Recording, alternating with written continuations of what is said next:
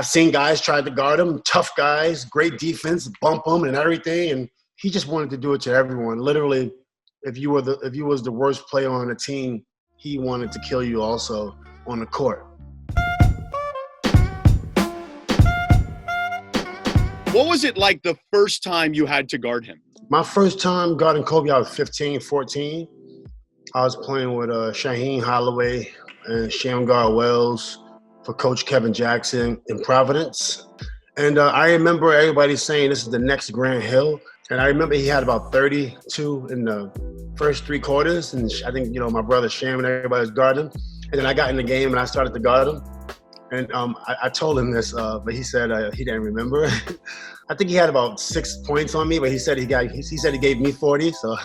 But you got to see at a very early age, right? In AAU ball or high school ball, what kind of challenge he would be to guard as a defender. Do you recall yourself being like, man, this is more of a challenge than I thought it was going to be?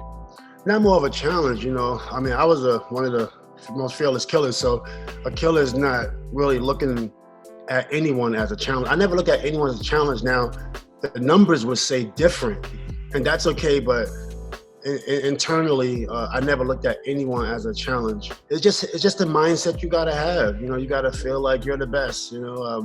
Even though it might not be true, but you have to go into the game with that mindset. And I always went into the game with that mindset. I even told Kobe one time, my brother R.I.P. Kobe, I even told him in Houston, I was like, you can't see me. I was like, you can't say you ain't got nothing for me. But it was just in that mind, not bending, right? And Kobe pushed me to the limit in terms of that, because every game, he would play so well. It was extremely tough guarding Kobe. Extreme, because he can shoot.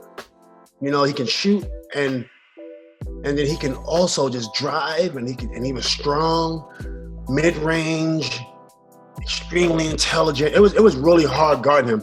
It was really tough. What would you do defensively, like schematically, whether it was yourself individually or as teams, to try to limit anything that he could do as best as you could?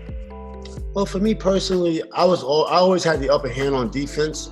There wasn't many people that was bringing what I bring to the table, so I never needed to change. I never watched film to try to stop someone.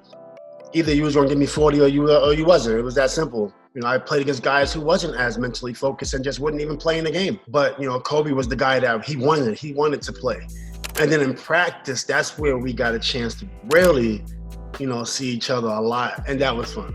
Is there one particular back and forth that you guys had that sticks out in your mind?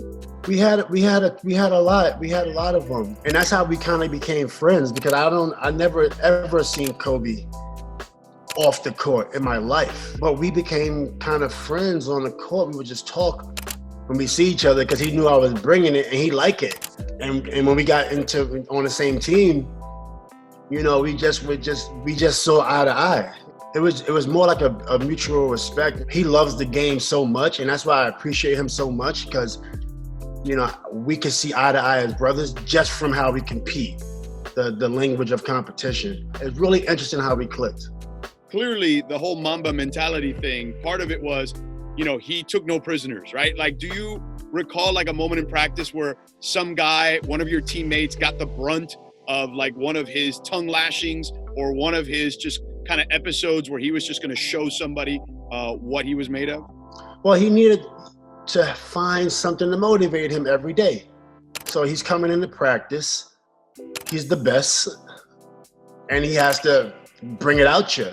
And he wants competition. It reminds me when I was in Indiana and when I was in really good shape, it was really hard for people to do a lot with me. So I would just practice with 40-pound weight vests just to give myself more competition.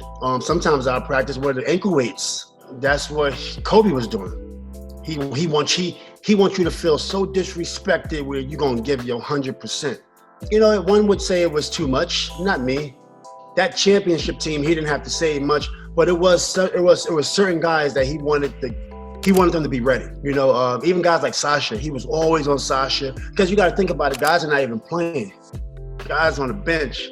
So although you might be sad one day, Kobe don't care about that. He wants you to bring it in practice. He don't care you didn't play for 20 games. He don't care what you're going through, what your contract looking like. He wants you to bring it.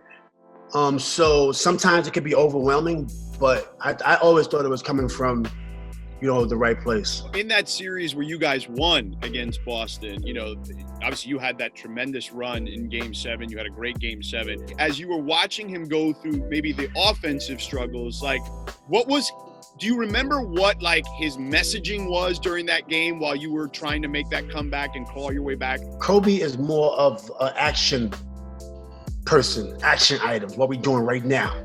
I wasn't worried about Kobe, even though Kobe didn't play great. I wasn't worried about Kobe. Kobe had not a great shooting first half, but when he came into the second half, he had a jumper. He got fouled. He made a layup. 17 rebounds.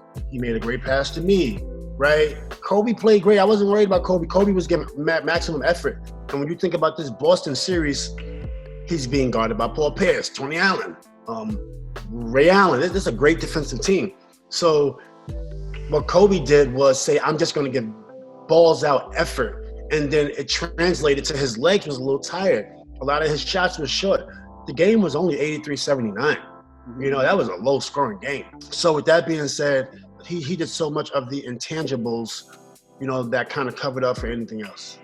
Like, was there a guy that when you were with the Lakers that every time he went up against that guy, you knew he wanted to kill that guy? No, it was really easy for Kobe. He wanted to kill everyone, and that's what he did.